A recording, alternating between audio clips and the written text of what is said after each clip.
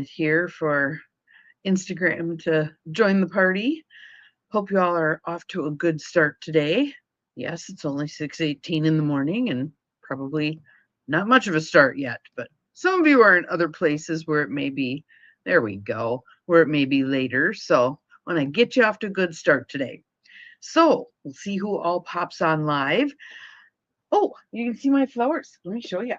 I've got this cool little Ikebana vase, and I love making arrangements just out of the stuff that's in my garden. So I've got some hosta leaves and some euonymus and one stalk of flowers from the hostas. So that's kind of my nod to nature. Excuse me. Given that I think we're at 305 in unhealthiness for our air quality today. So yeah, not so good.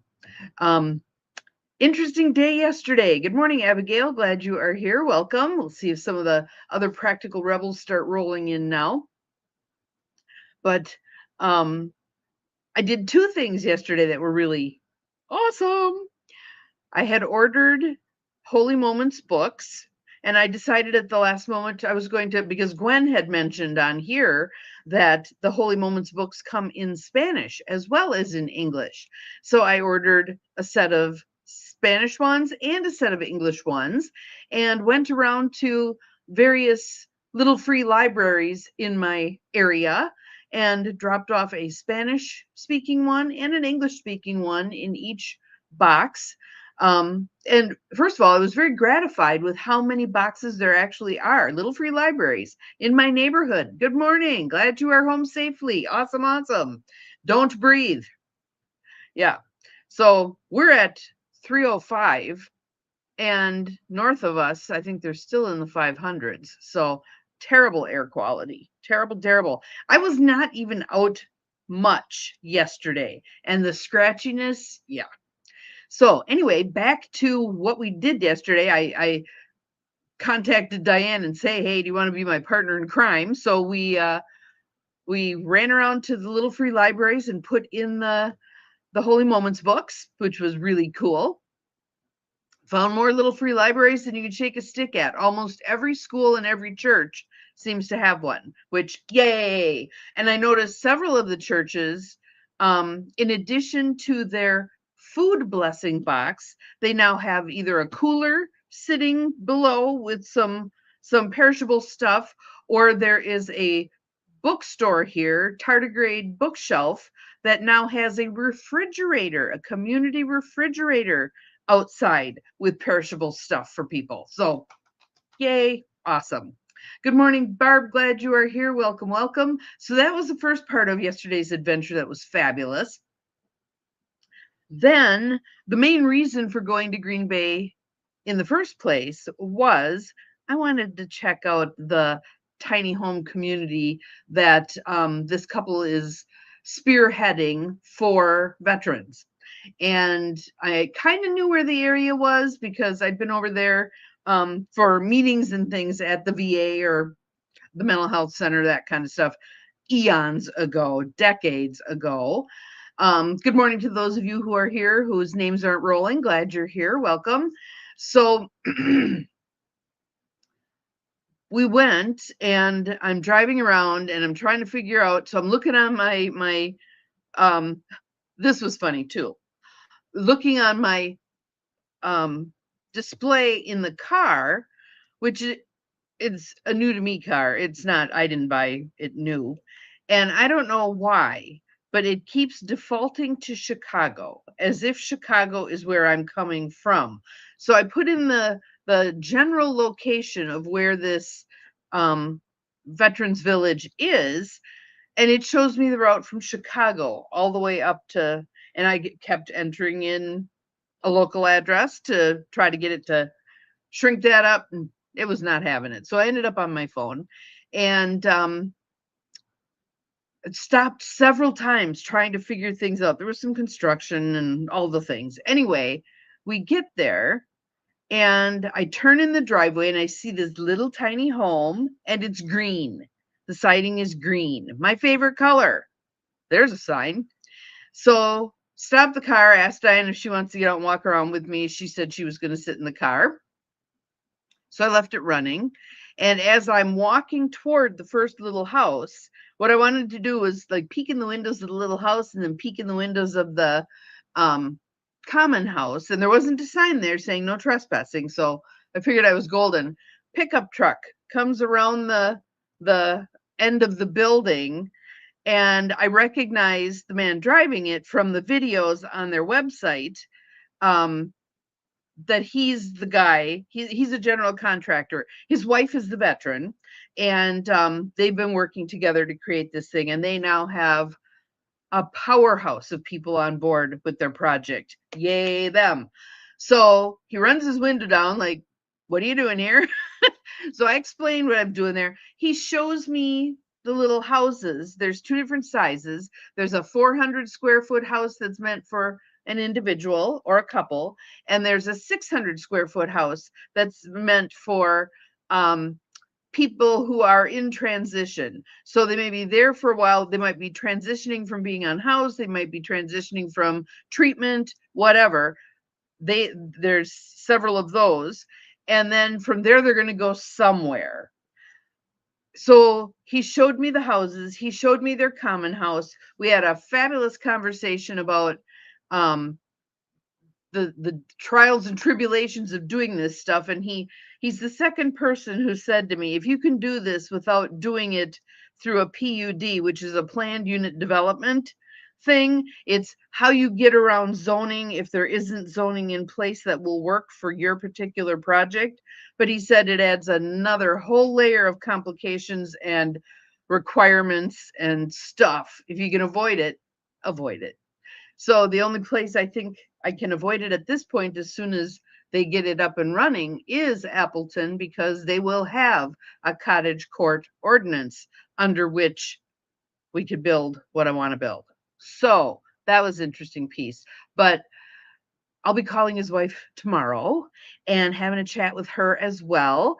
And she called him when we were walking around and wanted to know if he needed anything before he was headed home. And so he said no, but so I gave him cards, one for him, one for her, and we'll see what comes of it. But I'll call tomorrow. But my hope is that I can be of use to them. And one way I can be of use to them is when mine is built, some of their people who are transitioning out of the tiny home village could conceivably move into my project. So we'll have to see what we can do to create some synchronicities here. But the fact that he was driving out as we were driving in, there are no accidents. There are no accidents. So that was awesome. Plus, we had two fabulous meals yesterday. We went to Grapevine Cafe for lunch and Rivers Bend for dinner, and both places are amazing as always. So we had a really good day. Yeah. So I'm in a good mood. I'm in a really good mood. It still feels daunting, but I feel like I could call them up and say, hey, how did you handle this thing? How did you get past this barrier? How did you? And they would be more than willing to be of assistance. So that was fabulous. That was fabulous. Thank you, God and universe. Yeah. So today we have the Sacred Forest deck. It is back. Denise Linn. I kind of laughed when I saw it pop up. Like, oh yeah, here we go again. Sacred Forest. So let's get ourselves in a place where we're ready to receive this message. So some tapping. Oh, we've got 8 people here, my favorite number. And some breath. Breathe in through the nose, out through the mouth. Let your shoulders drop. In through the nose, out through the mouth.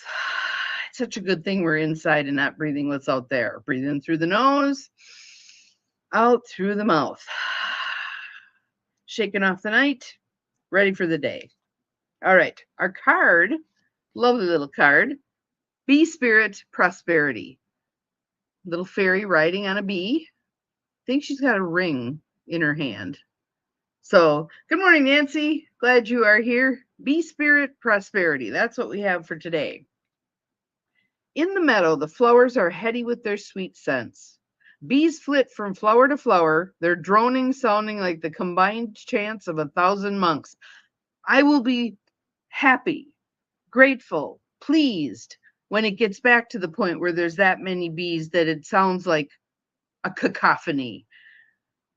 Pretty sparse here. Be here, be there. I bless them every time I see them. Yes. As you watch, you can sense their focus on productivity and working in community.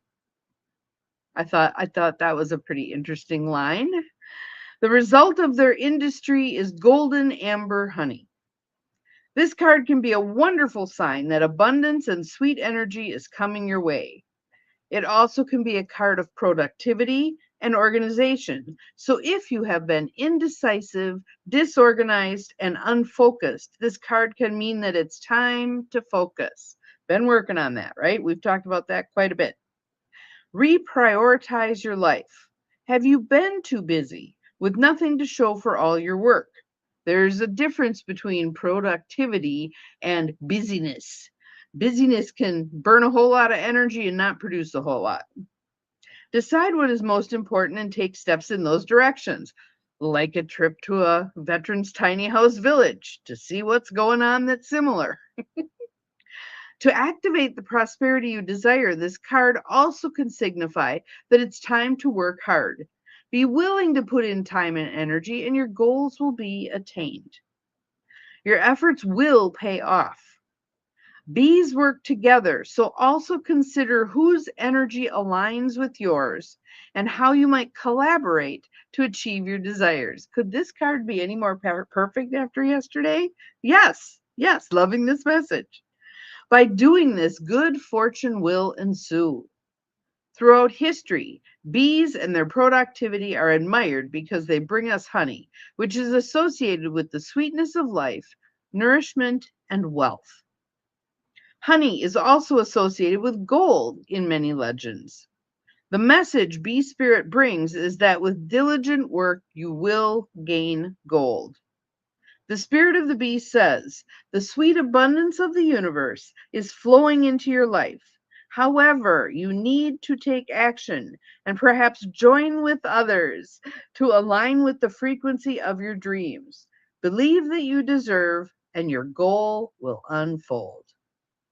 Perfect. Perfect, perfect. So what comes to mind for you? What are the goals that you're thinking? Man, it would be easier to accomplish this with a group, with a team, with assistants, with cheerleaders, with whatever. What are you wanting to accomplish? What are you maybe even afraid to articulate you want to accomplish? There are those of us who don't like putting our desires into words because it makes it too tangible. It's like, oh, now I got to do something. Uh-huh. But know that if it is in divine right timing and divine right order, it can be less effortful than you're thinking it's going to be. So give it a whirl. Give it a whirl. What do you have to lose? Nothing. You may get to the point where you feel like, okay, this really isn't the path. No loss, no loss. What you've learned on the path in the interim will serve you when you turn the corner onto whatever path you're going to choose next. I really don't feel like our bad decisions mean we made a mistake. It can mean we learned some things that we really needed to learn. So rather than continuing then to beat ourselves up about them for the remainder of our lives, I mean, if you kill somebody, you get out of prison in short order. If you've made a mistake, show yourself some grace. Show yourself some grace and move on. What did I learn from this? What will I not do next time? How will I be different? Etc., etc. Good morning, Mel. Glad you are here. Let me show you our card for today. Bee Spirit, Prosperity. And it's all about the work that we do, and especially the work that we do in community. Because again, if you want to go fast, go alone. If you want to go far, go together. We need our peeps. Humans are herd animals. We may like to pretend that we're all this fierce, independent, blah, blah, blah, but we are herd animals. So to honor that, to acknowledge that, can help us move forward farther than we would on our own. Allow others to help you. Allow yourself to be of assistance to others. I can certainly see a relationship with this couple moving all of us forward.